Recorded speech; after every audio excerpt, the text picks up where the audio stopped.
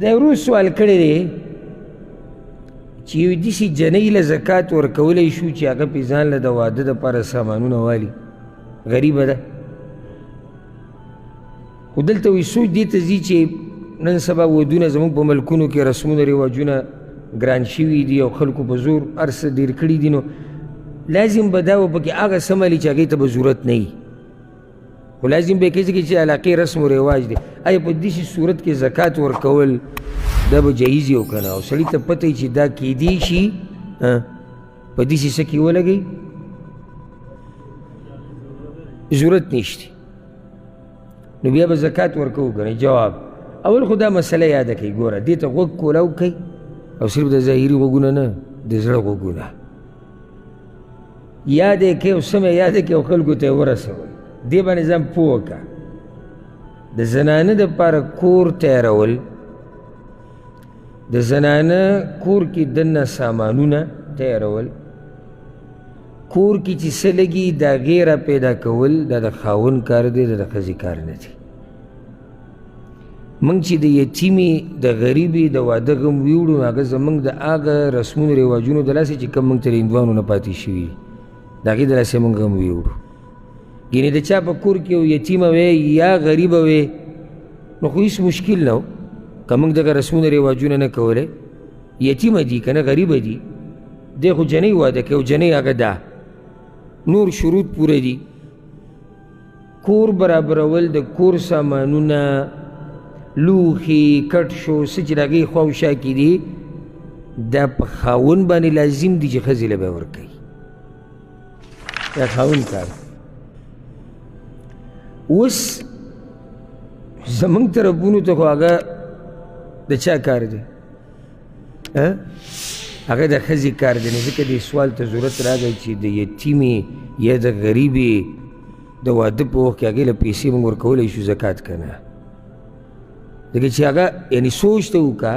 یو جنۍ دومره غریبه ده چې د هغې څه درک نه لګي هغې له اوس موږ پیسې ورکوو چې هغه ځان له کټ والي هغه ځان له لوښي لرګي والي دا زموږ د معاشرې حال دی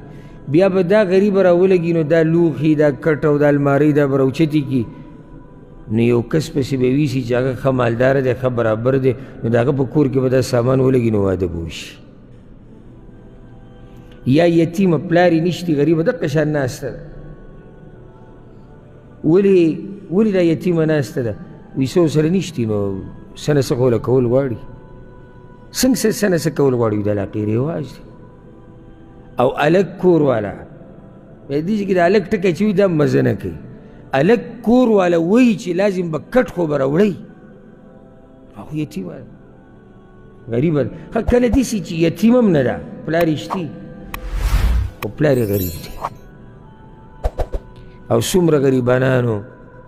چې نور هېڅ وسې نه رسي چې ته یو ټوټه وړه غونته کې ځمکه یې هغه راوالي خرڅ کړي لوڼو دپاره چې دوی دا واده وشي لور خور خو کور کې نشي کېنو قرضې وکړي قرضې په لکاو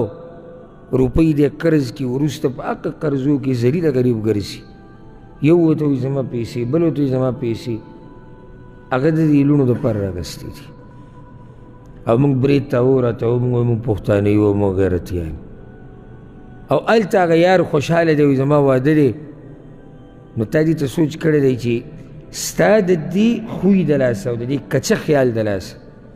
یو غریب باندې څومره سخته تېره شوه جنۍ د الګ کور ته راځي دا کور اصل کې د چا دی د الګ دی که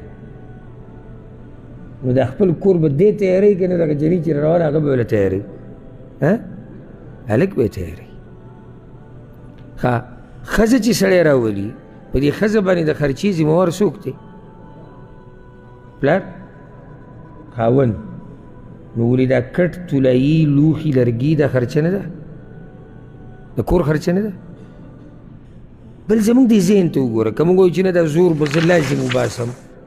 د دې جنۍ نه جهالت یو سړی کوي نو په داسې شي کې بله خبره بیا هم برابر وایي چې یاره دا جنۍ دا سامان علي او د پلار کور ته وړي نو ځکه چې زه دا زور وباسم نو دا سامان ټول هم ستا د استعمال دی که نه دا سړی به نه استعمالوي دا سامان د ده بچي به نه استعمالوي نو سامان خو ستا د استعمال دی ناول مسله دا ده د هغې نه بعد بیا دا مونږ وایو که چېرته علاقه کې زمونږ د دې رواج په شان جهالت دی او نه کېږي نو بیا به ګورو چې د دې جنۍ پلار خپلوانو کې څوک شتي او که نه کوي نو هغوی ته به ووایو هغوی طاقت رسي چې یاره د خپلې لور له یا د خور له یا د خپلې له سامان څه نه څه والی چې د دې دا واده پې وشي هغوی یا انکار وکړو خپلوانو چې یاره موږ یې نشو کولی یا پلار وي چې پلار رښتې خو غریب دی اوس دې کې جنۍ دقه شان پاتې شو خاوند خو ځان له ډډه لګولی چې سامان به راځي پلار غریب دی یا مړ دی خپلوان یا غریبانان دي یا نه مني هغوی زموږ پکې څه کار دی نو په داسې ټیم کې زکات دې جنۍ له ورکول دا جایز دي غریبه ده ښه نو هغوی خوراک پې نه کوي نو نور د بعضو د عقل ته سړی حیران شي خصوصا دا لیبرل غونته کې نه دوی په دې دین باندې ډېر اعتراضات کوي کله ته څاروی حلالې قرباني کوې که نه به دې به چغې شروع کړه بې زبانه څاروی وي را سملولی د حلالۍ دا ته ظلم نه کوې اوس دلته تا ته یو کس دا ووایي چې ته چې دې جنۍ له دا پیسې د زکات ورکوې او ته وایې دا جایز دي د دې دپاره چې واده پې وکړي د دې نه ښه نه ده چې هغه غریب له یې ورکړي چې هغه ډوډۍ ته ضرورت لري یعنی یو غریب دی چې واده ته ضرورت دی بل غریب دی ډوډۍ ته ضرورت دی نو ته هغه چا له ولې نه ورکوې چې ډوډۍ ته ضرورت دی او خفه کېږې به نه زما په تاسو هم دا ګمان دی چې ستاسو هم زړه دا ده یاره ډوډۍ خو ډېر اهمه دا خبره یاده کړئ چې کله ناکله نکاح ته بلکل دقه شان ضرورت وي لکه څنګه چې ډوډۍ ته ضرورت دی د ژوند مسله شي یو جنۍ کور کې ناسته ده پیغله شوه ژوند یې تباه کېږي ګناه کې واقع کېږي بې پردګۍ کې واقع کېږي یعنې دې ټیم کې د دې واده ته هغه شان یا د هغې نه زیات ضرورت دی کم ضرورت چې څه ته دی خوراک څښاک ته دی خوراک یې ونه کړو څه به وشي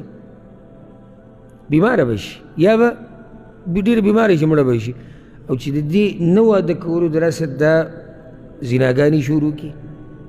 په خپل هم په ګناه کې واقعه معاشره هم ټوله تباه و برباد شو پلار هم وشرمېد قوم هم وشرمېد مسله ټوله لاره ګډوډه شو نو کله واده ته ضرورت ته څنګه شي او دا د بعضو هغه ځوانانو نه تپوس کوي چې ودونه یې نه دي شوي